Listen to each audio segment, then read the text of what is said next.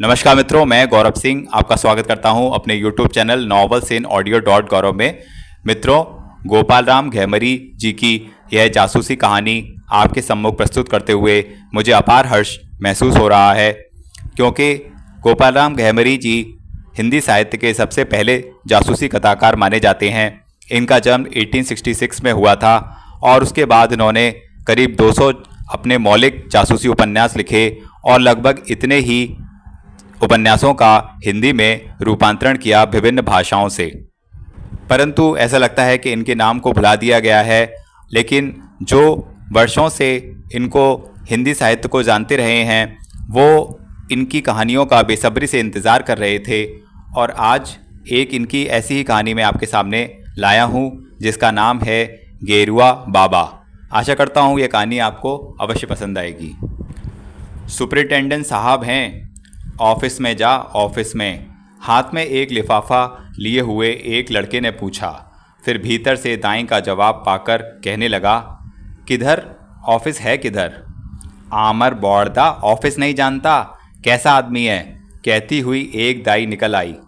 दाई आई तो थी अनखाई हुई, लेकिन सामने एक सुंदर लड़के को हाथ में चिट्ठी लिए देखकर हंसती हुई बोली, लाओ देखें तो किसका है। पढ़कर उसने लड़के को लिफाफा लौटा दिया। कहा, हाँ सुपरिटेंडेंट साहब का है, ले जाओ। वह देखो फाटक दिखलाई देता है, उसी में ऑफिस है, जाओ। लड़का बॉय मैसेंजर था, दौड़ता हुआ ऑफिस में गया। एक महाशय कुर्सी पर बैठे रजिस्टर उलट रहे थे। नमस्ते कहकर उसने चिट्ठी दी। जवाब में जो निकला उनके कंठ से बाहर नहीं हुआ था कि लड़के ने कहा, यहाँ अभिवादन लेने का दस्तूर नहीं है क्या? इस छोटे से लड़के का वज्र सा उल्हाना कुर्सी वाले को बेध गया। कहा, नमस्ते के जवाब से अधिक जरूरी तो तुझको चिट्ठी का जवाब चाहिए, जाओ उस कमरे में। लड़का चिट्ठी उठाकर ये कहता हुआ चला गया, हाँ तभी ना, मैं तो समझा था कि आप ही सुपरिटेंडेंट हैं। जो सुपरिटेंडेंट होगा वह अभिवादन को इस तरह लात नहीं मारेगा, ना तुम ताम ही करेगा। बात यह है कि वह कुर्सी पर का बैठा हुआ ऑफिस का आदमी नहीं, शहर का था, जिसका कोई पहचान का आदमी उसी कुर्सी पर बैठकर काम करता था, लेकिन अभी तक वह आदमी नहीं आया था। इसी से वह अपनी पहचान वाले की कुर्सी पर बैठकर उसकी राह देखता था। इस आदमी का अनोखा स्वभाव था। जब इसको कोई सलाम करता, आपसी सलाम करता था। जब कोई आदाब कहता तो आदाब आप भी कहता। कोई गुड बाय करता तो आप गुड बाय करता था, लेकिन जब कोई नमस्ते कहता तब यह कहता कि हम नहीं समझते। लेकिन लड़के के नमस्ते कहने पर अपनी वह बात भी भूल गया और भीतर जाने का इशारा करके आप वहाँ से उठ खड़ा हुआ। जब लड़का भीतर जाकर एक बड़े कमरे में पहुँचा, सामने ही बैठे एक गंभीर पुरुष को देखकर पूछा, सुपरिटेंडेंट साहब हैं क्या? क्या काम है? लड़का, चिट्ठी लाया हूँ। किसकी है? लाओ। माथ नवाकर उसने चिट्ठी दी। झट उन्होंने खोलकर पढ़ा और उसी दम जवाब लिखा, आपको आदमी भेजा गया है। लड़का जवाब लेकर चला गया। अध्याय 2। हम वहाँ चिट्ठी भेजने और जवाब देने वाले दोनों का कुछ परिचय देना चाहते हैं। शहर का नाम हम नहीं बतलावेंगे, न सन न महीना न तारीख ही का पता देंगे।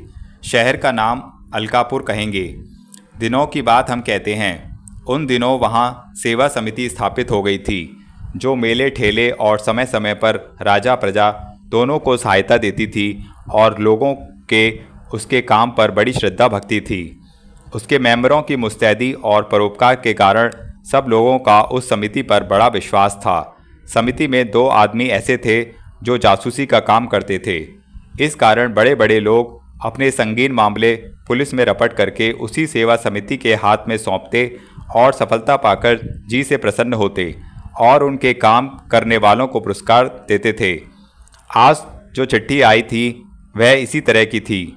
उसमें इतना ही लिखा था कि आप अपने गेरुआ जासूस को फौरन भेजिए, बहुत ही ज़रूरी काम आ पड़ा है।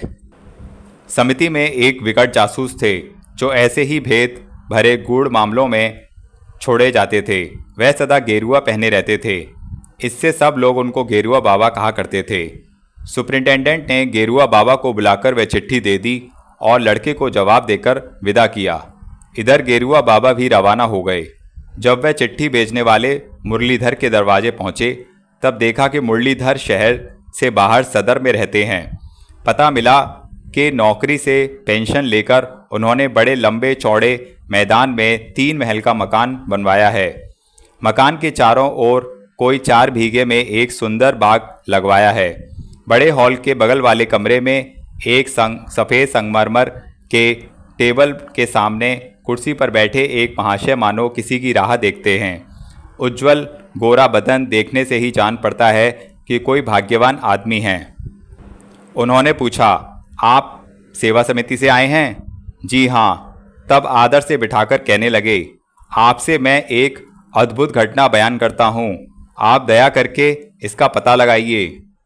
आप सब आदि से अंत तक कह जाइए। मेरी एक लड़की है, नाम उसका प्यारी है। उसकी शादी 2 साल बीते सेठ दुर्गा प्रसाद के लड़के मूलचंद से कर चुका हूँ। लड़की का वहाँ उसके गुणों में बड़ा आदर है। सास ने हीरे मोती के जड़ाऊ गहने बहुत भेजे थे। हीरे का एक जड़ाऊ हार, एक सिरबिंदी, एक जोड़ा कान का और एक नाक का गहना था। एक बड़ा हीरा जड़ा जूड़े का चंदवा, एक चंपाकली, सब मिलाकर 30,000 का माल था। उस सनीचर को न जाने किस कुसायत में यहाँ पहुँचा कि कल शुक्रवार को रात को सब गायब है। गेरुआ, तो मुझे उन्हीं गहनों का पता लगाना होगा क्या? जी हाँ, आपको अच्छी तरह खुश करूँगा। आप इन गहनों का पता लगा दीजिए। देखिए, ये गहने चढ़ाव के हैं। इनके नहीं मिलने से मेरी कितनी बदनामी है, सो आप समझ सकते हैं। तब गेरुआ बाबा ने उन चोरी की गई चीज़ों का नाम, दाम, वजन, रंग सब अच्छी तरह ऐसे लिखा लिया कि देखते ही पहचान सकें। फिर मुरलीधर ने उनसे कहा, एक बात बड़े अचरज की है कि चोर गहनों का बॉक्स यहीं फेंक गया है। उसके देखने से जान पड़ता है कि जोर करके वह खोला गया है। मैंने आदमियों को तो अच्छी तरह घुमा फिराकर हिला डुलाकर जांच लिया है, इनसे कुछ पता नहीं चलता। गेरुआ, चिंता नहीं। मुरलीधर, 2 बात मैं आपसे कहना चाहता हूँ, किसी को मैंने अभी तक वह नहीं कहा। गेरुआ, कहिए। मुरलीधर, पहली बात तो यह है कि गहनों के बॉक्स के किनारे पर खून लगा हुआ था। मालूम हुआ कि जल्दी में खोलते समय बॉक्स का कोना खोदने वाले की देह से लगने से खून निकला है और मेरी लड़की की एक लौंडी जिसका नाम फेंकनी है, उसके हाथ में भी कट जाने का दाग है। यह लौंडी अभी हमारे यहाँ नई आई है। इसके ऊपर जरा ख्याल रखता हूँ, लेकिन अगर उसी ने चुराया है तो रंग ढंग से कुछ भी पहचानी नहीं जाती। दूसरी बात यह है कि मेरी छोटी लड़की जो 9 बरस की है, आज यह एक हीरा मेरे पास लाई है। यही कहकर मुरलीधर ने एक हीरा जासूस के आगे निकालकर रख दिया। गेरुआ बाबा ने देखा कि बड़ा चमकदार और दामी हीरा है। आकार में छोटा होने पर भी चमक दमक से वह अंधियारे घर का उजियाला है। मुरलीधर, इसको वह कहती है कि लौंडी फेंकने के कमरे में बॉक्स के नीचे मिला है। यह उन्हीं गहनों में से एक में जड़ा था। मालूम होता है उससे उखाड़ लिया गया है। गेरुआ, अच्छा, जिस कमरे में यह सब गहने थे उसको एक बार हम देखना चाहते हैं। अब मुरलीधर गेरुआ बाबा को प्यारी के कमरे में ले गए। उन्होंने कमरे को अच्छी तरह देखा। उनकी समझ में नहीं आया कि भीतर कैसे आदमी आया होगा, क्योंकि बाहर से ऊपर चढ़ने के लिए कुछ उपाय नहीं था। एक खिड़की से एक फव्वारा 3-4 फीट की दूरी पर पानी फेंक रहा था, लेकिन वह बहुत पतला था, यहाँ तक कि बहुत बोझ भी नहीं ले सकता था। अगर कोई उस पर चढ़ता तो सब लिए दिए गिर जाता और कोई भी उपाय बाहर से ऊपर चढ़ने को नहीं था। सब देख सुनकर गेरुआ बाबा ने एक बार उन सब लोगों को देखने का इरादा किया जो उस घर में रहते थे। सब लोग बारी बारी से आने लगे और जासूस उनको कुछ पूछ पाछ कर विदा करने लगे।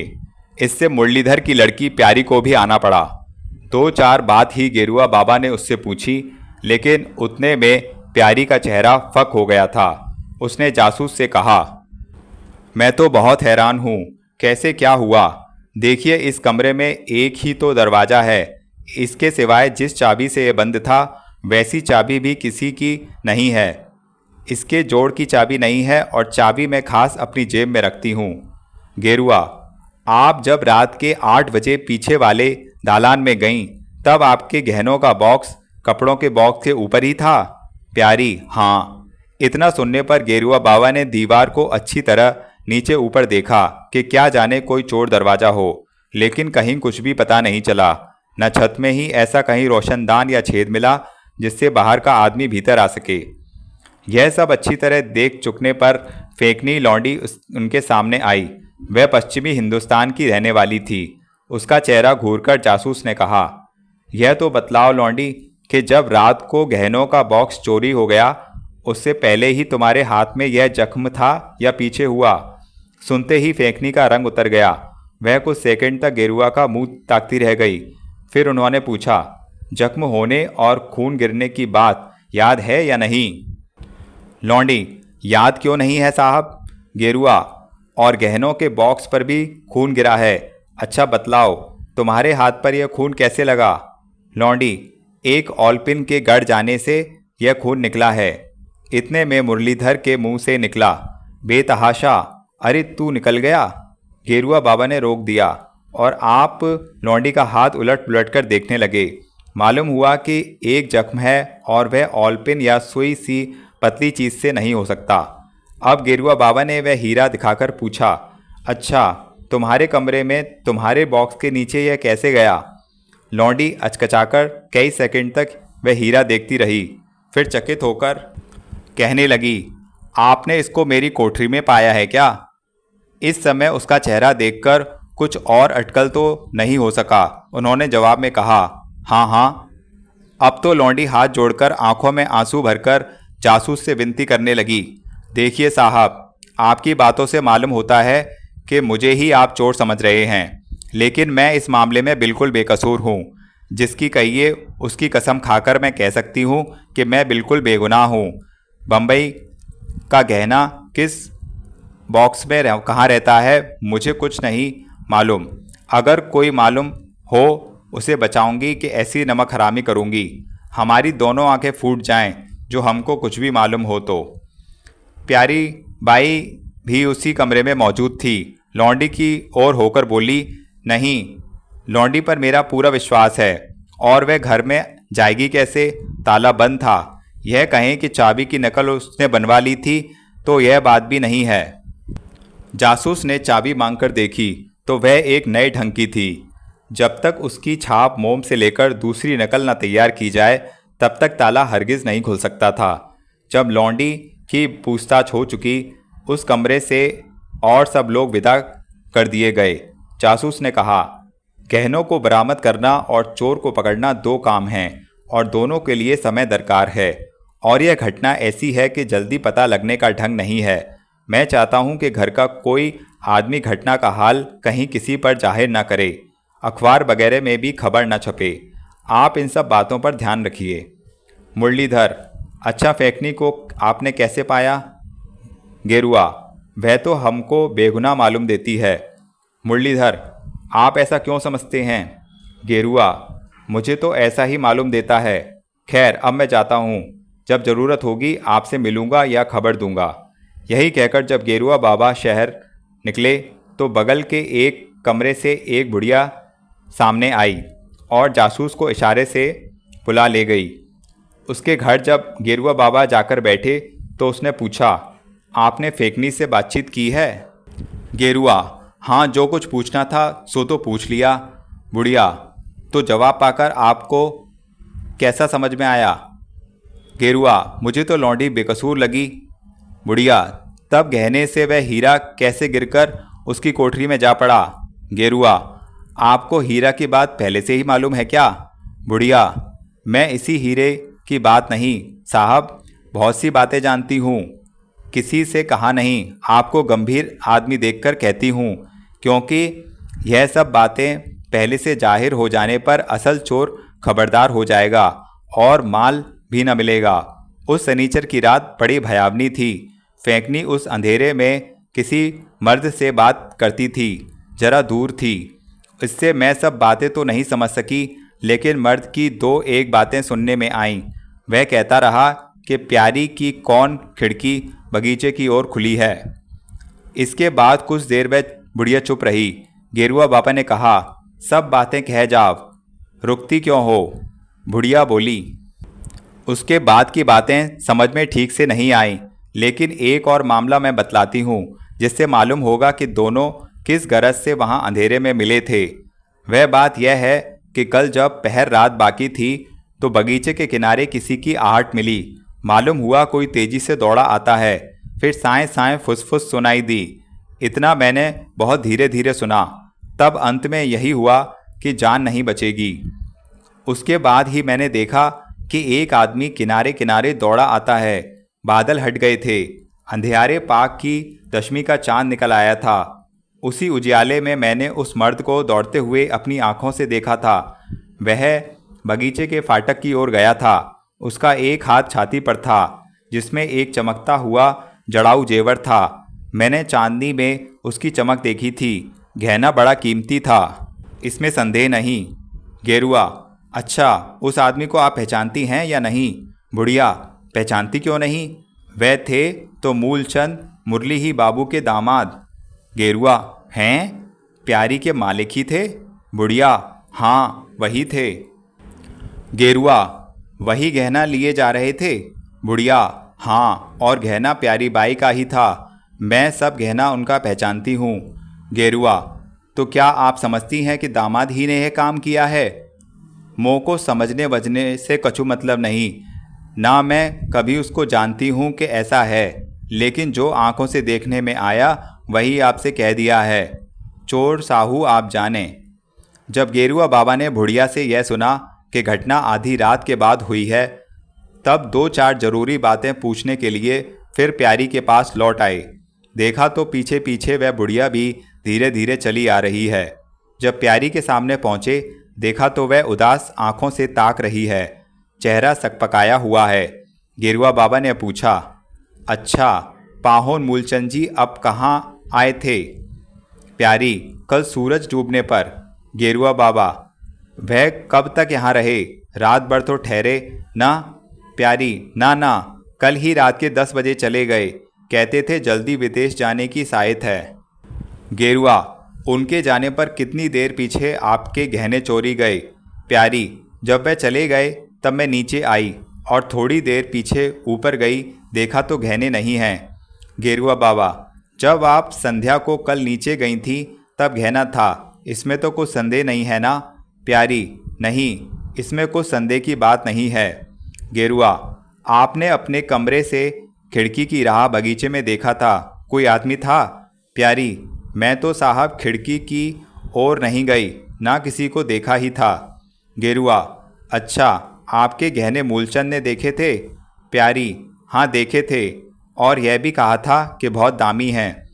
अब गेरुआ बाबा वहाँ से बाहर निकले, लेकिन आसपास अच्छी तरह उन्होंने जांचा। चारों ओर बगीचे में भी घूमे।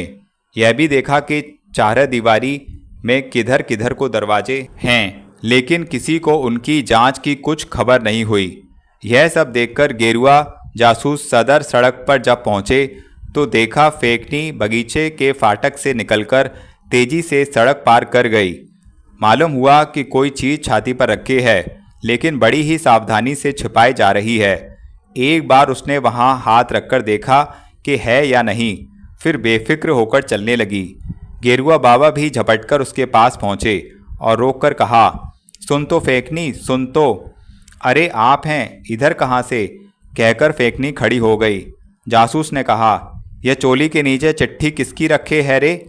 फेकनी: कहाँ चिट्ठी? कहाँ? मैं चिट्ठी काहे रखूँगी, मोको कौन काम है?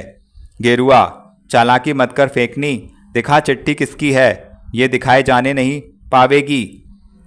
फेकनी फिर धीरे से बोली, अरे कोऊ की छिपी चिट्ठी हो तब। गेरुआ: अच्छा, लिखा किसने है? फेकनी: कोऊ तो लिखे ही होगा ना। गेरुआ: बता तो कौन ने भेजा है?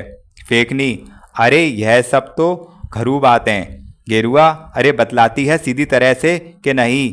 फेकनी: बबुई की तो हैं। गेरुआ: किसको लिखा है? फेकनी: आप सब पूछ लेंगे। गेरुआ: बोल बोल, किसको देने जाती है? फेकनी: अपनी सासरे को लिखिन है। गेरुआ: अच्छा, देखें तो क्या लिखा है। अब फेकनी बड़ी सकपकाई।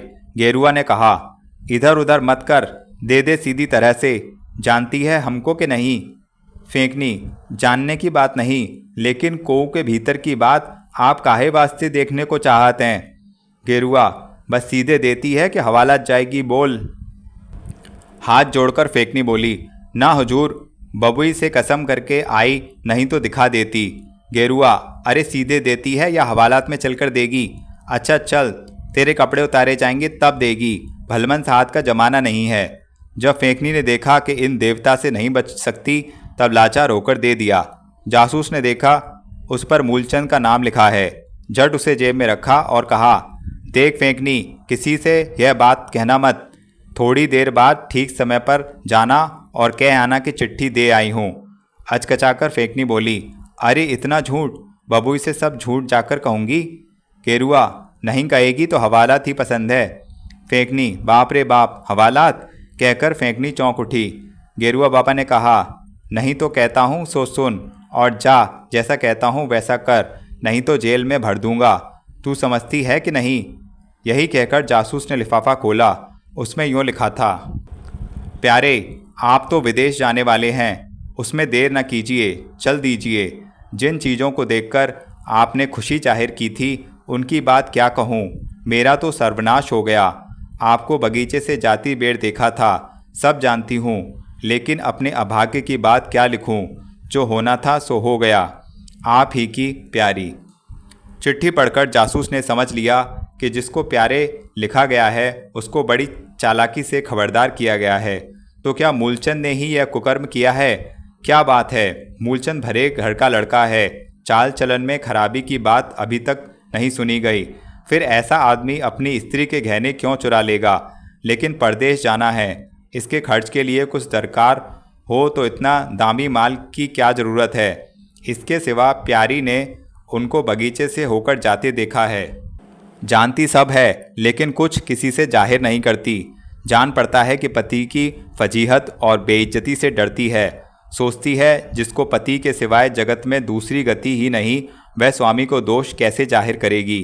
खैर, अब देखना है आगे कौन कैसा उतरता है। ऐसी लिखावट को पाकर हाथ से खोना ठीक नहीं।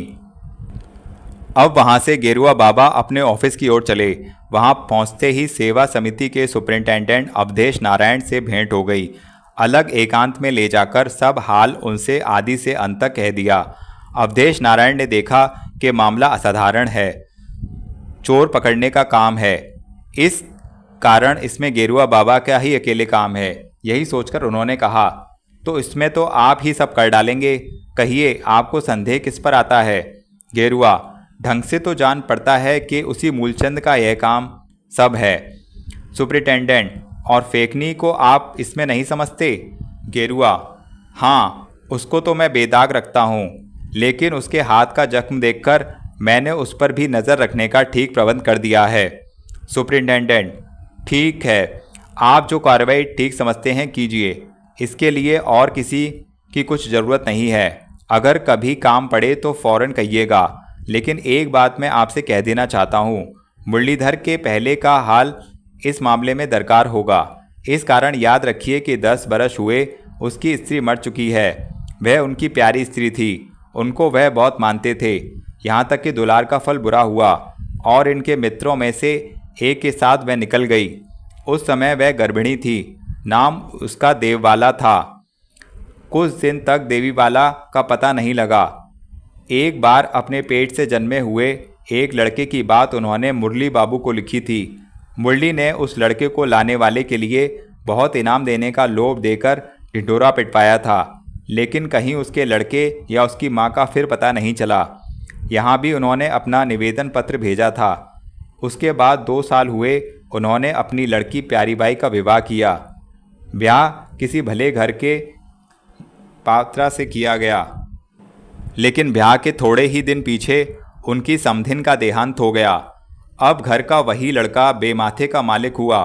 बाप ने रुपया पैदा किया था, लेकिन एक तो इकलौता लड़का पिता के आदर दुलार ने दिमाग आसमान पर चढ़ा दिया था।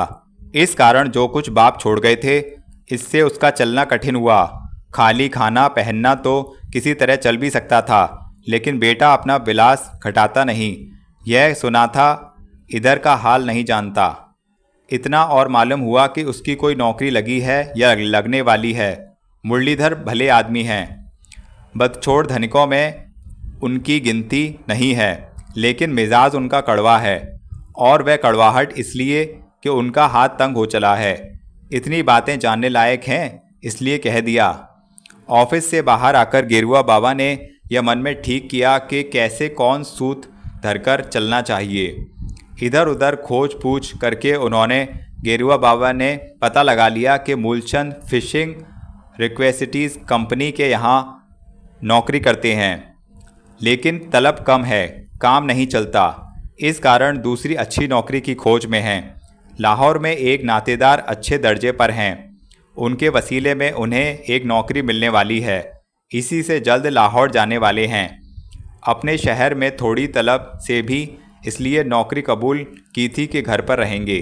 दिन भर काम करके थके मांदे घर तो पहुँचेंगे, लेकिन जब संग के चुहेड़े और चिबिल्लों के साथ उनके घर से निभा नहीं देखा, तब बाहर जाने की सूझी। पहले यह भी समझा था कि धन कुबेर के यहाँ ब्याह हुआ है, वहाँ से कुछ मिला करेगा, लेकिन उधर तो आप ही हाथ तंग हो रहा था। इसी कारण सब ओर से निराश होकर नातेदार के जरिए पश्चिम जाने की तैयारी करने लगे। अध्याय 3। पहनाव पोशाक से 16 आने हुई रोशनी के जेंटलमैन होकर एक महाशय तीसरे पहर को मूलचंद के दरवाजे पर पहुँचे। कोई है कह के पुकारने पर भीतर से एक खिदमतगार हाथ का कारिक झाड़न से पहुँचता हुआ बाहर आया। उससे पूछने लगे, बाबू हैं? नौकर बोला, जी नहीं, ऑफिस गए हैं। कब आएंगे? नौकर, आते तो 5 बजे हैं, लेकिन आज कुछ ठीक नहीं है। क्यों ठीक क्यों नहीं? नौकर, आज इधर से ही बाजार करने जाएंगे, बाहर जाने वाले हैं। बाहर जाने वाले हैं सो तो मालूम है, लेकिन हम आए हैं, उनसे भेंट करना बड़ा ज़रूरी है। नौकर, कहाँ से आए हैं आप? आता तो हूँ यहीं से। बाजार कितनी देर में करेंगे, क्या मालूम नहीं? तुमको कह नहीं गए कि कोई आएगा? नौकर, नहीं साहब, यह तो नहीं कह गए हैं। यह क्या हुआ, इतनी जल्दी भूल गए? खैर, जल्दी में हूँ, लेकिन मुझको तो उनसे भेंट करनी ही होगी। नौकर, तो आप आइए, बैठिए। हाँ, यही ठीक है, कहकर वह महाशय भीतर गए। वहाँ बैठक में आसन देकर नौकर चला गया। अब तो वह महाशय बिजली की तेजी से अपना काम करने लगे। कमरे की सजावट, पैंदाज के बाद वाले कालीन की कारीगरी, मखमली कौच की शोभा, दीवारों पर लटकती हुई तस्वीरों की सुंदरता, किसी ने उनको अपनी ओर नहीं फेरा। वह कुर्सी के पास वाले टेबल के पास जाकर खड़े हुए और जेब से स्क्रू ड्राइवर निकाल उसके पेंदे का ताला खोल डाला। जब दराज बाहर खींचा तब उसके भीतर की सब चीज़ें सामने आईं। सोने का एक ठोस पछुआ मिला, जिसके मुंह बाघ के थे और हर मुंह पर असल नीलम की आंखें लगी थीं। एक चंद्रहार देखा, जिसके बीच का चंद्रमा मानो निकल जाने से जगह खाली हो गई थी, लेकिन आसपास और बहुत से हीरे मोती नीलम पुखराज करीने से जड़े थे। देखने पर वह महाशय मन में कहने लगे, फहरिस्त में जो बयान जेवरों में दिए गए हैं वे इन्हीं के ज़रूर हैं। जब इसी का उखाड़ा हुआ फेंकनी की कोठरी में मिला है, तब क्या यही समझें कि वह भी इसमें शामिल है? लेकिन मुरलीधर तो कहते हैं फेंकनी के किसी काम में अभी कुछ पकड़ नहीं मिली है। इसके सिवाय प्यारी बाई का भी फेंकनी पर बड़ा विश्वास है। जान पड़ता है कि बड़ी खबरदारी से इसने गहने चुराए और नीचे फेंक दिए। मूलचंद उनको लेकर चलता बना। फेंकनी के हाथ में घाव है, वह बॉक्स खोलने में ही लगा जान पड़ता है। ऐसा नहीं हो सकता कि बाहर का चोर इस तरह बंद मकान में आकर चोरी करेगा। घर में फव्वारे के ऊपर से गए बिना और कोई उपाय ऊपर चढ़ने का नहीं। खैर है, चाहे जो हो, कुछ तो पता चला। गहना जहाँ का तहाँ ही रहना ठीक है, और गहने कहीं बेचने या बंधक देने का सुविधा तो है नहीं। मैं सब सुनार और सर्राफों को खबरदार कर चुका हूँ। बंधक माल रखने वालों से बंदोबस्त कर दिया गया है। इसको यहाँ से हटाने में ठीक नहीं है, वह खबरदार हो जाएगा। यहाँ यह बतलाना दरकार नहीं होगा कि यह महाशय जो मूलचंद के बैठक में हैं खुद गेरुआ बाबा जासूस ही हैं। उन्होंने यही सब सोच विचार कर जहाँ का माल तहाँ रहने दिया और टेबल का दराज ज्यों का त्यों बंद करके स्क्रू चढ़ाकर बाहर आए। नौकर से कहा, देरी तो बहुत हुई यार, अभी आए नहीं। नौकर, हाँ यह तो कही दिया था कि कुछ ठीक नहीं कि कब आएंगे।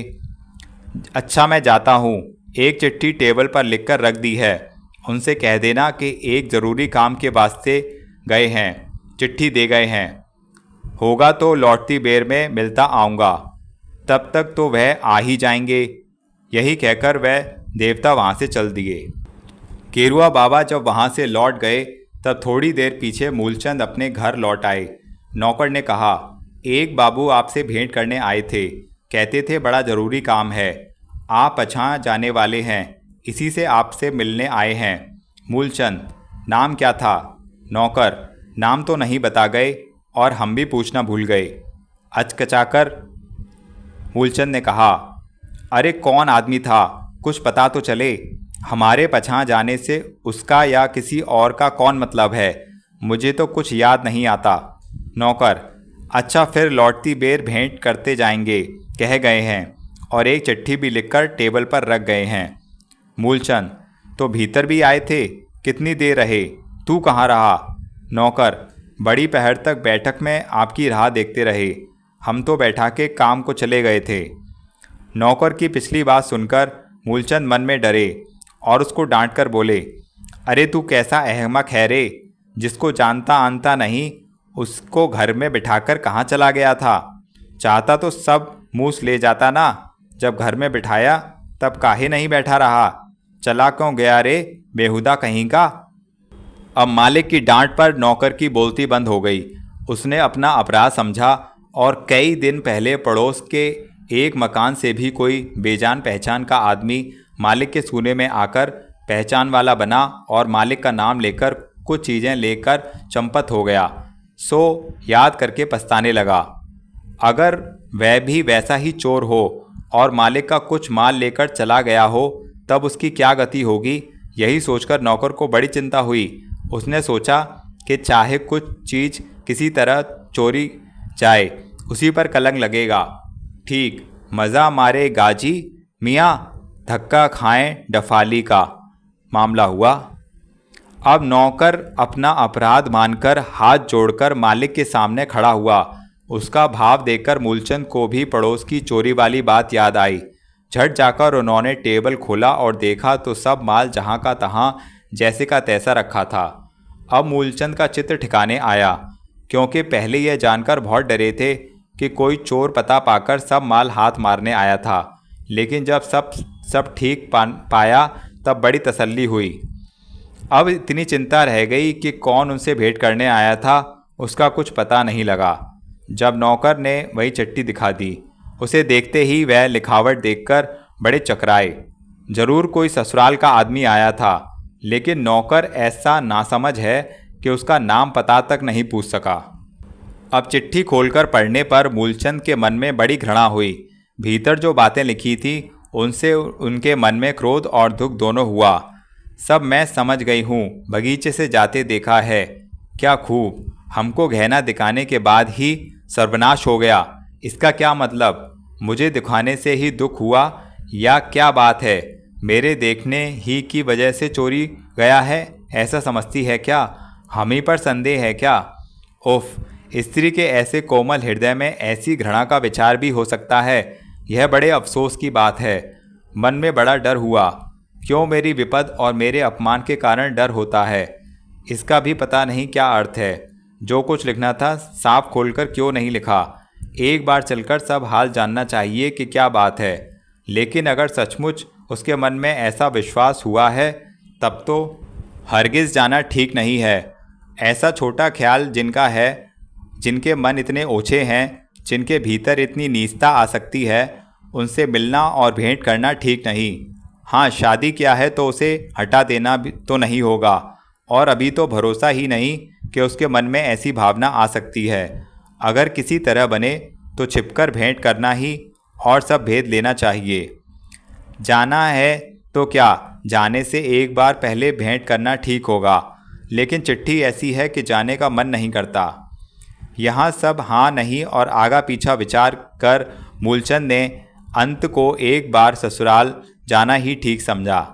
जब वह ससुराल पहुंचकर इधर उधर चुपचाप टहलने लगे और मन में इस बात की चिंता करने लगे कि कैसे स्त्री से चुपके से मिलें, तो देखते क्या है कि फाटक के पास फेंकनी खड़ी है। उन्होंने अटकल किया कि उनकी प्यारी ने ही उनकी टोह लेने भेजा है। मूलचंद ने उसे पुकारा। वह बोली, अरे आप हैं मूलचंद? हाँ फेंकनी, तोरी बबुई तो अच्छी तरह से हैं, हमको चिट्ठी लिखी थी, उनको डर काहे हुआ? फेंकनी को चुप देखकर फिर बोले, देख अपनी बबुई से बोल देना हम कल पश्चिम जाएंगे। अब इस घर में जाकर उनसे भेंट करने का मन नहीं करता। अगर वह हमको कुछ समाचार देना चाहे तो घर पर बहन से पता पूछवाकर लिखें और कह देना अपने गहने वगैरह इतनी गलफत से ना रखें, कीमती चीज़ें यूं ही पड़ी रहने से खराब हो जाती हैं। यह ले जाप अपनी बबुई को दे देना। यही कहकर उन्होंने अपनी जेब से एक हार निकालकर दिया। रात की चांदनी में वह चमचमा उठा। फेंकनी उसे देखते ही चौंक उठी और जोर से चिल्लाकर वहाँ से भागी। मूलचंद उसका ढंग देखकर बड़े चकित हुए और बार बार उसे पुकारने और कहने लगे, अरे क्या हुआ फेंकनी, ले जा अपनी बबुई को दे देना, भागती क्यों है, पागल हो गई है क्या? इतने में एक आदमी ने आकर मूलचंद से कहा, कहिए जनाब, हवास में हैं या कुछ नशा चढ़ गया है, पागल तो नहीं हुए? अब मूलचंद ने पीछे देखा तो एक विकटाकार आदमी हाथ में भुजाली लिए उनकी छाती पर चलाने के लिए तैयार है। वह कब आया, किधर से आया, सो मूलचंद ने नहीं देखा, न उसके आने की आहट ही मिली। बात यह है कि पंजे के बल बड़ी ही सावधानी से पीछे होकर आया था। अब वह दांत पीसकर बोला, कहिए आप पागल तो नहीं है ना? मूलचंद, अरे तेरा यहाँ क्या काम है रे बेईमान? अरे धीरे, कोई सुन लेगा। मूलचंद, सुनेगा तो सुने, मैं तो सुनाना ही चाहता हूँ, तू दूर हो, सामने से चला जा, खबरदार खबरदार। अब तक उस विकट आदमी का चेहरा गुस्से से लाल हो गया। बोला, देखिए हमको जल्दी जाना है। तो बोलता क्यों नहीं, बोल जल्दी बोल, जो कहना हो सो कह के चला जा जल्दी से। बात यह है कि मूलचंद डरपोक आदमी नहीं थे। उस दुष्ट के डराने से कुछ नहीं डरे, न एक पग भी पीछे हटे।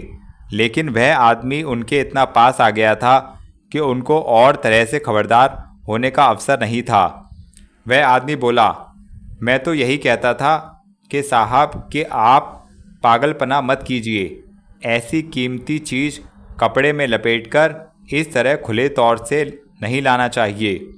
मूलचंद, नहीं चाहिए तो भला से, मुझे जो काम है सो किया, तू अपना काम देख, तुझे इससे क्या मतलब है? आप मेरी बात नहीं समझते। मैं कहता हूँ कि यह हार मुझे देकर आप जहाँ चाहिए खुशी से जाइए, इसकी मुझे ज़रूरत है। वहाँ तेरा सिर पहले काट दूंगा, तब कहीं जाऊंगा रे पाजी। बस अब देर नहीं सही जाती, मैं 1 2 गिनता हूँ, जब आप 5 कहूँगा और आप इसे मुझे नहीं दे सकेंगे तो यही छुरी आपके पेट में बैठ गई होगी। मूलचंद, अरे बदमाश कहीं का, इतना लुचई तू करेगा, इतना साहस है तेरा? अब वह दुष्ट गिनने लगा, 1 2 3। उसके मुंह से अभी 4 नहीं निकला था कि मूलचंद ने तेजी से उसके हाथ की छुरी का फल उलट दिया और जोर से दाब कर चाहते थे कि उसकी देह में भोंक दें, लेकिन वह था बड़ा मजबूत। मूलचंद जो चाहते थे सो नहीं बना। उसने जोर से कसा और उलटकर उनकी देह में गड़ाया। वह घाव खाकर गिर पड़े। झट वह गुंडा हार लेकर वहाँ से चला गया। अध्याय 5। उधर जासूस गेरुआ बाबा मूलचंद के मकान से चलकर अपना इरादा पक्का कर चुके थे कि जो चिट्ठी मूलचंद के टेबल पर रख आए थे उसे पढ़कर वह क्या करता है, यह देखने की बड़ी ज़रूरत है। इसी ताक में आसपास टहलते रहे।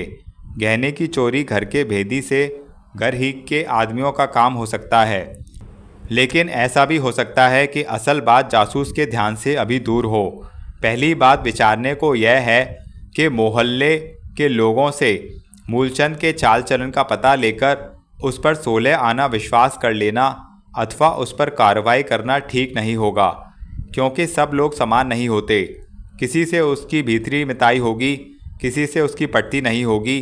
जिनसे बनती होगी वे तो उसकी बड़ाई और गुणों के पुल बांध देंगे, और जिनसे नहीं बनती होगी वे उसकी निंदा करेंगे, क्योंकि पराई निंदा ऐसे दुष्टों के लिए मीठी खुराक है। ये लोग सरसों को पहाड़ ही बनाकर सुनाने वालों के सामने पेश करके रह जाते हैं।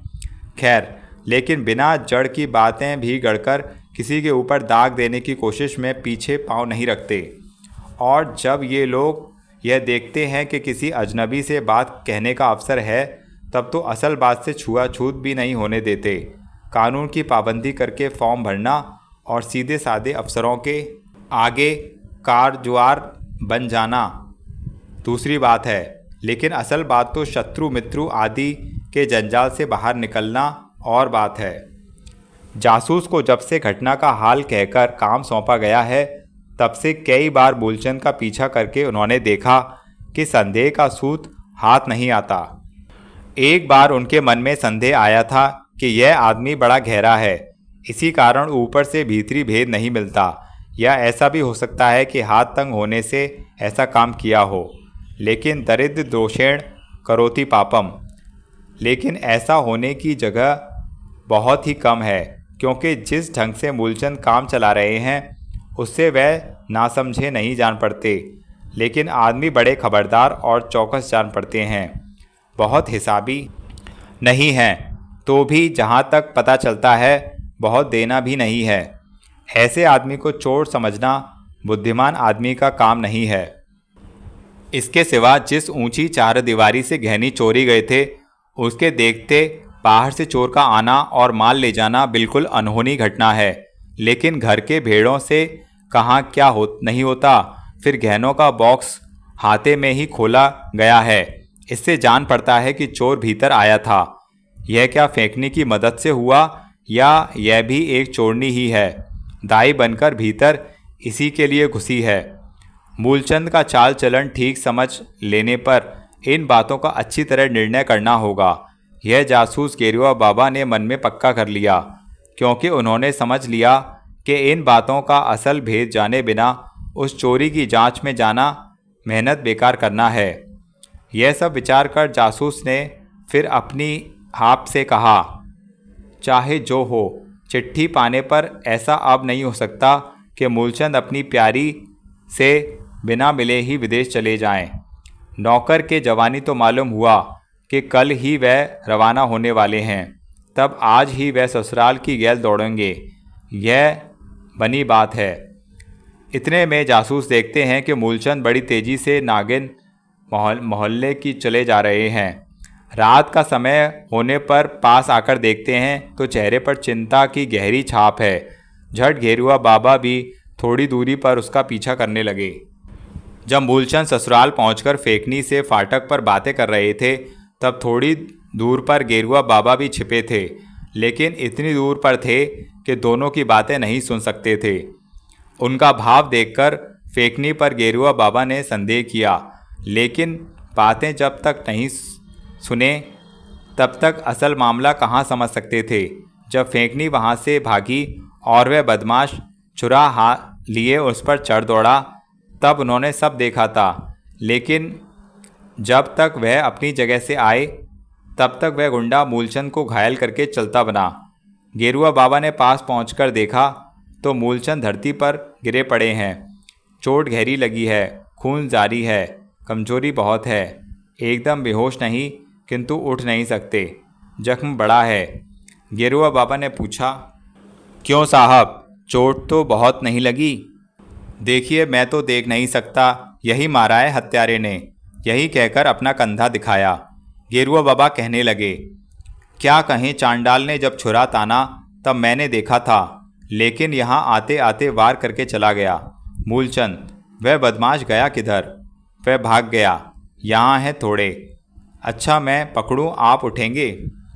जो ही गेरुआ बाबा ने इतना कहा था कि मूलचंद के ना जाने कहाँ हाथ पड़ा, वे चिल्ला उठे। फिर धीरे धीरे खड़े होकर कपड़ा टटोलने लगे। देखा तो हार नहीं है। पहले जासूस ने समझा कि जख्म की तकलीफ से ही मूलचंद चिल्ला रहे हैं। कहने लगे, आप घबराइए नहीं, इस पाजी का पता लगाकर हम पकड़ेंगे ज़रूर। ऐसे चांडाल को सब काम छोड़कर पकड़ना होगा। मूलचंद, हाँ ज़रूर, उस हत्यारे को पकड़िए। गेरुआ बाबा, हाँ मैं उसको छोड़ूंगा नहीं, उसकी करनी का फल ज़रूर देना होगा। ऐसा करना चाहिए कि ज़रूर वह इस पाप का दंड पावे। मूलचंद, क्या कहूँ, मेरी ऐसी चीज़ वह ले गया है कि जिसको मैं जीते जी छोड़ना नहीं चाहता। उस चांडाल के लिए आप जो कहिए मैं करने को तैयार हूँ। गेरुआ बाबा, क्या चीज़ है साहब, यह बतलाने में कुछ हरज है? मूलचंद, नहीं हरज नहीं है, लेकिन ऐसा करना होगा कि इससे वह माल लेना होगा। गेरुआ, हाँ हाँ ज़रूर, पहले उसको गिरफ्तार करना होगा, फिर पीछे जो जो करना होगा किया जाएगा। इस घड़ी सबसे पहला काम है आपके घाव की मरहम पट्टी। अभी मूलचंद के कंधे से खून बह रहा था। जासूस ने कहा, आपका घर यहाँ से कितनी दूर है? मैं चाहता हूँ कि कंधे पर चढ़ाकर आपको ले चलूँ। मूलचंद, घर तो मेरा बहुत दूर नहीं है, रास्ते में गाड़ी मिल जाए तो ठीक है, कमज़ोरी बहुत है, मैं चल नहीं सकता। गेरुआ, मैं नहीं चाहता कि आप पैदल चलें, आपको कमज़ोरी बहुत है, चलने से फिर आपको बेहोशी आएगी। आप मेरे कंधों पर चढ़ जाइए, रास्ते में जहाँ गाड़ी मिलेगी वहीं उतर जाइएगा। मूलचंद, नहीं साहब, बेहतर है आप एक गाड़ी लाइए, क्योंकि कंधे पर वहाँ तक पहुँचना नहीं हो सकता, ना मैं पैदल ही चल सकता हूँ। इस कारण चाहे देर हो, लेकिन आप तकलीफ़ करके गाड़ी यहाँ ले आएँ तो बेहतर होगा। गेरुआ बाबा 15 मिनट में गाड़ी लेकर आए, उनको सवार कराकर उनको घर पहुँचाया। नौकर को पास वाले डॉक्टर के यहाँ भेजा। वह गुडमैन कंपनी के यहाँ से एक डॉक्टर ले आया। डॉक्टर ने देखा कि घाव गले के पास है, लेकिन उतना संगीन नहीं है।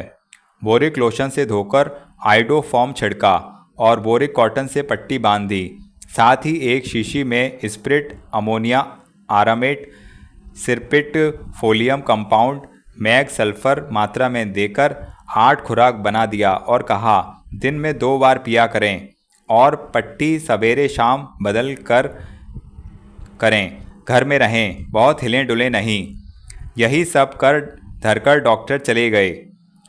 जासूस अभी उनके पास ही थे। उन्होंने धीरे से पूछा, क्यों साहब, उस बदमाश को आप देखें तो पहचान सकते हैं?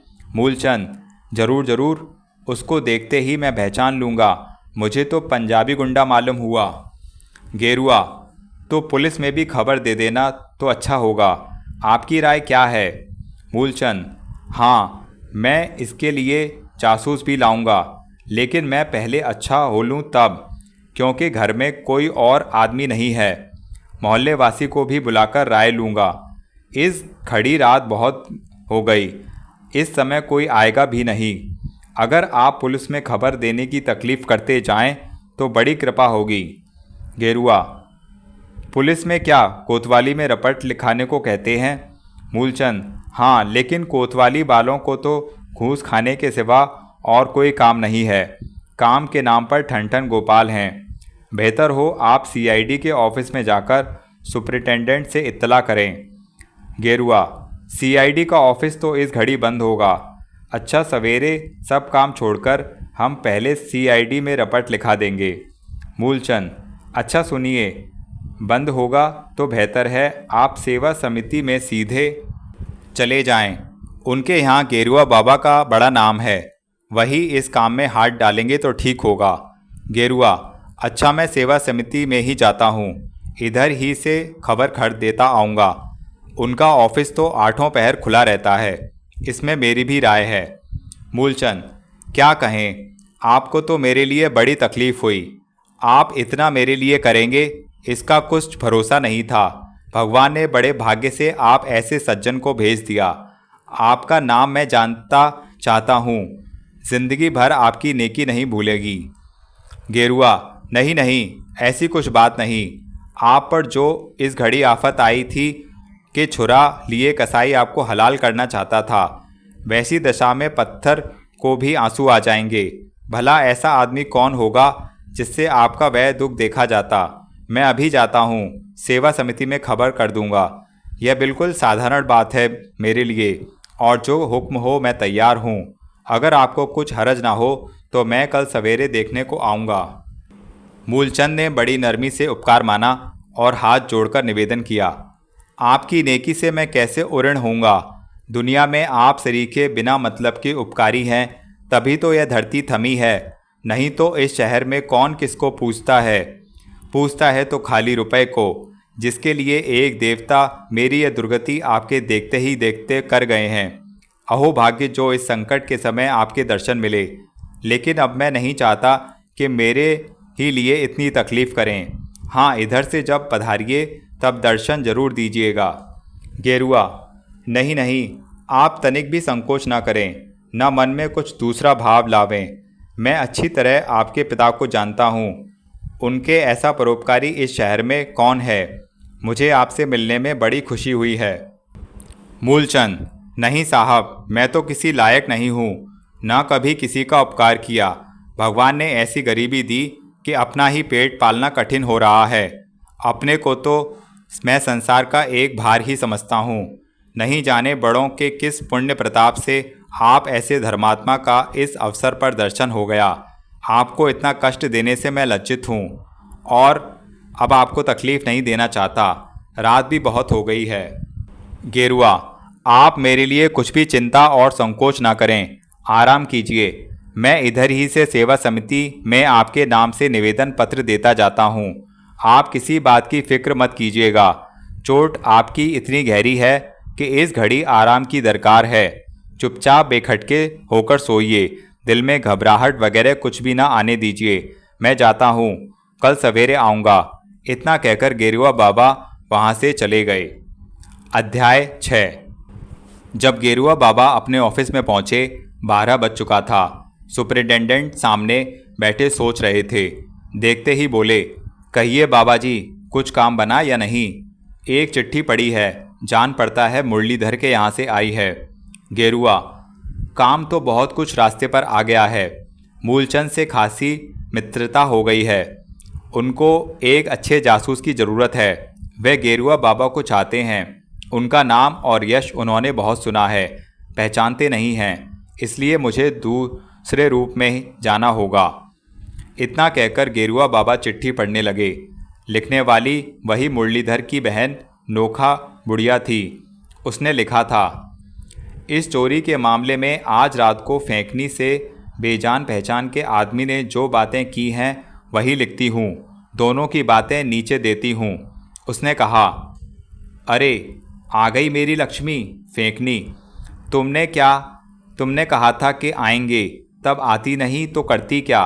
देखा, मैं अपनी बात तुम्हारे सामने कभी झूठी ना पड़ने दूंगा। फेंकनी, तो दे दो ना वह कागज।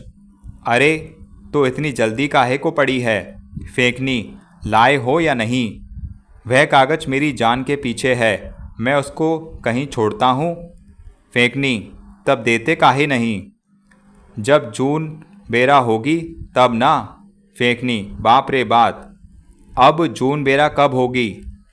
तुमने कहा था कि प्यारी के घर में बगीचे से जाने को किस खिड़की से सुविधा होगा, सो मैंने बतला दिया और तुमने काम कर लिया। तुमने कहा था कि काम कर देने पर और कुछ करना नहीं पड़ेगा, ना और कोई फरमाइश बाकी रहेगी, कागज चुपचाप दे दोगे। अब सब काम कर दिया, मेरी ओर से कुछ कसर नहीं है, तब तुम अपनी बात पूरी करने में क्यों कसर करते हो? तुमने जो गहने बतलाए थे उनमें से एक तो है ही नहीं। फेंकनी, मैंने जो देखा था सो कहा था। 2 हार कहा था ना? फेंकनी, हाँ हाँ, लेकिन गबदू तो वह एक नहीं लाया। फेंकनी, कौन चीज़? अरे हार नहीं ले आया, हार। वह ऐसा बच्चा तो है नहीं कि फेंक आएगा। वैसी दामी चीज़ कुछ सोई तो है नहीं कि सड़क पड़ेगी। इससे जान पड़ता है कि तुमने इस बार धोखा दिया है। वह गबदुआ गधा नहीं है, उसी का काम है कि तुमको वहाँ के गारा से निकाला था। फेंकनी, अब तो दादा हमारा नाकन दम आ गया। अब हमसे तुम लोगों का हर हुक्म नहीं सहा जाएगा। कागज दे दो हमारा, तो हमारा व्यवहार दे दो। फेंकनी, हार वार मौका जानो। हैं बड़ी उस्ताद फेंकनी, कहीं छुपा रखा है तुमने। फेंकनी, अरे हुलास भरम जाने, मैंने नहीं छुपाया है, मोरी दोनों आंखें फूट जाएं। ठीक कहती है, नहीं छुपाया है। फेंकनी, अरे आँख से दुनिया में बढ़कर कौन चीज़ है, उसको भी तो खा लिया, अब क्या चाहते हो भोंकू। मैं क्रिया कसम पर विश्वास नहीं करता फेंकनी, तुम तो जानती ही हो। फेंकनी, वाह, तुम ही दुनिया में अर्की के बन के आए हो। यह सब जो काम क्रिया कसम पर होता है सब झूठ है। झूठ जो चाहे हो सो हो, लेकिन मैं तो कसम पर विश्वास रत्ती भर भी नहीं करता, इसलिए जो कसम खाता है उसकी सब बातें झूठी समझता हूँ। फेंकनी, कैसे रे भोंकुआ। कैसे की बात ऐसी कि जो लोग कसम खाते हैं वह झूठी बात को सच कहकर बतलाने के वास्ते ही खाते हैं, नहीं तो जो सच कहता है उसको क्रिया खाने की कुछ ज़रूरत नहीं। फेंकनी, चलो चलो ढेर हुआ, वह हमारा कागज़ दो भोंकू, अब देर मत करो, कहे देती हूँ। उस बेजान पहचान के आदमी ने कागज़ देने के बदले कुछ इशारे की सीटी बजाई और झट वहाँ से भागकर कहीं छिप गया। थोड़ी ही देर में मेरे भाई के दामाद मूलचंद वहाँ पहुँचे। अब फेंकनी ने इनकी बात होने लगी, लेकिन थोड़ी ही देर पर फेंकनी चिल्लाकर वहाँ से भाग गई। क्या हुआ कुछ मालूम नहीं। मूलचंद भी फाटक से चला गया। यह सब देखकर मुझे मालूम देता है कि चोरों का एक दल है, मूलचंद उनका सरदार है, फेंकनी भी उसमें मिली हुई है।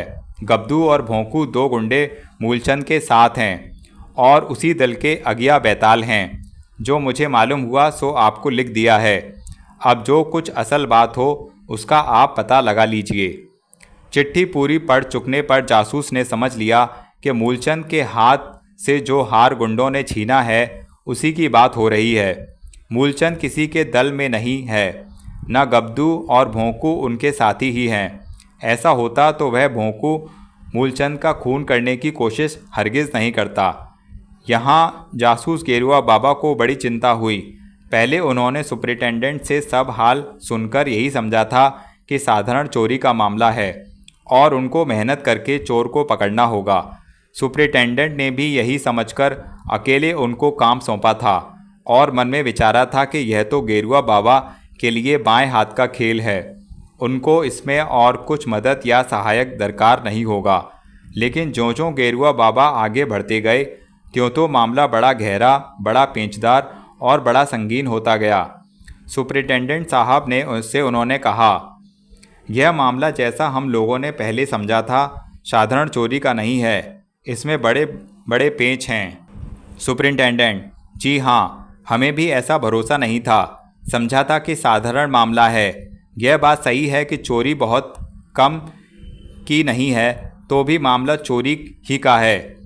लेकिन अब इतने दिन से आप इसी में उलझ रहे हैं, तब तो देखता हूँ कि बड़ा पेचदार मामला है। आप कुछ सहायता देने वाले चाहते हों तो खुशी से ले सकते हैं। नहीं साहब, सहायक अगर दरकार होगा तो मैं आपसे मांग लूँगा, मुझे असलियत निकालना है, और जब आप कोई सहायक इसमें देंगे तो हमारे काम में खलल होगा, लाभ नहीं होगा। जब सहायक चाहिएगा मैं निवेदन करके किसी को चुन लूँगा। अच्छी बात है, आप अपना काम कीजिए। यही कहकर सुपरिटेंडेंट ने गेरुआ बाबा को विदा किया। अध्याय 7। रात के 3 बज गए थे। मूलचंद के दरवाजे पर कई बार पुकारने पर दरवाज़ा खोलकर उनका नौकर बड़बड़ाता हुआ बाहर आकर बोला, कौन है? रात भर सोने नहीं पाया। जो ही आंख लगी कि फिर किवाड़ भड़बड़ाने लगा। क्या काम है? इतनी रात के जो चिल्लाकर कपार खाए जाते हो? अब तो पुकारने वाले ने कहा, अरे तुम्हारे मालिक के फॉर्म के वास्ते आए हैं, खबर दो। नौकर, वाह, बड़े काम वाले आए। मालिक को अभी डॉक्टर कह गए हैं सोने के वास्ते, हम हरगिज़ नहीं जगा सकते। ऐसी संगीन चोट लगी है कि जगाने से उनका बड़ा नुकसान होगा। अच्छी बात है, अगर जगाने से नुकसान होगा तो सोने दो, मैं उनका नुकसान नहीं चाहता, उनके भले के वास्ते आया हूँ। जाप, तुम भी सो रहो, मैं यहीं बैठता हूँ, सवेरे भेंट करूँगा। नौकर, तो हम किवाड़ खोलकर तो नहीं छोड़ देंगे, आप बाहर उसकी चौकी पर बैठिए, जब सवेरा होगा तब भेंट हो जाएगी। सवेरा नहीं, सवेरा का बाप हो तो भी उनको जगाना मत खबरदार। जब आप ही जागें तब खबर देना। नौकर, अजी आप ही ना, तब क्या हम उनको जगाने जाते हैं? जगाने को लाट साहब आवे तो भी हम नहीं जगा सकते, और तो कोई किस खेत की मूली है। जाब तुम सो रहो, गुस्से में हो, मैं यहीं बाहर चौकी पर बैठता हूँ। 3 तो बज गया है, 1.5 घंटे में सवेरा होता है। नौकर चुपचाप चला गया। वह आदमी वहीं बाहर की चौकी पर बैठा रहा। जब सवेरा हुआ, नौकर ने आकर किवाड़ खोले। देखा तो वह महाशय चौकी पर ही बैठे हुए हैं। हाथ में रामडंडा है, पाँव में सलीम शाही जूता, सिर पर लखनऊ सुई काड़ की दुपलिया टोपी है, बदन चौड़ी मोहरी के पजामी कुर्ते से ढका है। धोती सादी किनारी की साफ सुथरी देखकर नौकर मन में लज्जित हुआ कि ऐसे भले आदमी को नाहक मैंने नींद में उतनी बात कही और भीतर ना बिठाकर बाहर चौकी पर डाल दिया। फिर अभी जो उस दिन बिना जाने पहचाने को भीतर जाने दिया था, उस पर मालिक ने जो डांट लगाई थी वह याद आई। तब मन का पछतावा जाता रहा और पूछने लगा, आपका नाम क्या है, कहाँ से आए हैं? मालिक पूछते हैं। जवाब में उन्होंने कहा, कह दो मैं सेवा समिति से आया हूँ, गेरुआ बाबा ने मुझे भेजा है, नाम है मेरा मोटू लाल। नौकर ने कहा, वाह, नाम भी पाया तो मेटू लाल। ऐसे साफ सुथरे और सुघड़ आदमी का नाम मेटू लाल। तब तो अच्छा हुआ जो रात को मैंने भीतर सोने नहीं दिया, क्योंकि सब कुछ आप मेट ही जाते, तब इसको कहाँ याद रखते। मेटू लाल, क्या कहूँ, माँ बाप ने जो नाम दिया उसी को ना जिंदगी भर ढोना होगा। तुम्हारा नाम क्या है भैया? नौकर, मेरा नाम पूछकर क्या कीजिएगा, जाता हूँ, मालिक से पहले आपकी खबर दे आऊँ। यही कह वह झट से भीतर गया, लेकिन फिर तुरंत लौटकर कहने लगा, क्या कहूँ साहब, मालिक को तो नींद लग गई, थोड़ा बैठिए, जब उठेंगे तब बात होगी। मेटू लाल, ओ अभी कहते थे कि मेरा नाम पता पूछते हैं और फिर कहते हो नींद लगी है, यह कैसी बात? नौकर, बात ऐसी कि जो ही कुनमुनाने लगे, मैंने कहा एक आदमी पहर रात के तड़के से बाहर बैठे हैं। उन्होंने कहा क्या नाम है, कहाँ से आए हैं? तभी मैं पूछने के वास्ते आपके पास आया। जब लौट कर गया तब देखा तो फिर नींद लग गई है, इससे जगाया नहीं है। बैठिए, कुछ जल्दी तो नहीं है ना? मेटू राम, जल्दी तो है, लेकिन उनको तकलीफ़ देकर मैं अपनी जल्दी का काम भी पूरा नहीं करना चाहता। और सच पूछो तो भाई, हमको उन्हीं के आराम होने की जल्दी है। अच्छा आओ तुम भी बैठो, बातें करें, तब तक जागेंगे ना। वह नौकर आकर पास बैठ गया। उन्होंने पूछा, कितने दिन से बाबू के यहाँ नौकरी करते हो भैया? तलब क्या है? नौकर, तलब तो 10 रुपया है, लेकिन खाली पिनसिन है, काम वाम कुछ नहीं है, धोती धोना, नहलाना, कपड़े पहनाना, बस। मेटू, और कितने आदमी नौकर हैं तुम्हारे यहाँ? नौकर, आदमी तो हैं 4-5, एक रसोई बनाने वाली मिस्राइन है, एक सौदा सुलूफ के वास्ते कहार है, एक दरवाजे पर के वास्ते सिपाही है, और एक जनाने में रहने वाली लौंडी है। गौ को घास लाने वाला, दूध धोने वाला और सानी पानी करने वाला एक ग्वाला है। मेटू, तुम कितने दिन से नौकर हो? नौकर, हमको तो अभी बरस पूरा नहीं हुआ, अब की दशहरे में साल पूरा होगा। इतने में भीतर से आकर पुकार सुनकर नौकर दौड़ गया। बात बीच में टूट गई। मेटू लाल ने जो बात ढीली थी उसका मतलब भी पूरा नहीं हुआ। दोस्तों, इस कहानी का दूसरा और अंतिम भाग सुनिए अगले वीडियो में।